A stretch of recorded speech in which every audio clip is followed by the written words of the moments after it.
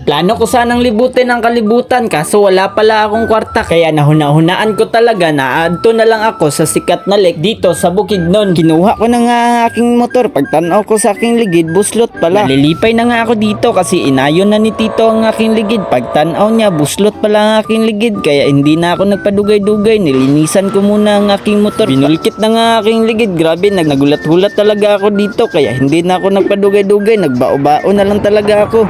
Lumarga na nga ang bao-bao kaya nagulat-hulat muna ako diri. Nakaabot na nga ako dito sa aking destinasyon kaya hindi na ako nagpadugay-dugay, nagbayad na nga ako. Ito nga pala ang ating natuan ng Lake Pinamaloy sa Don Carlos Bukidnon. Naluluoy talaga ako dito kasi kinakaon na nito ito yung kahoy. Kaya hindi na ako nagpadugay-dugay, binidyuhan ko na nga ang mga tao diri. Wala talaga akong ibang maingon basta ang akong maingon kay super ganda talaga diri. Nahadlok talaga ako dito sa tubig, baka birahin ako ng syukoy. May kasalan pala dito, adto sana ako kasi kakain kaso hindi pala ako invited kaya nagbidyo-bidyo na lang talaga ako. Binidyuhan ko na lang yung mga tubig, mga tao at iba pa.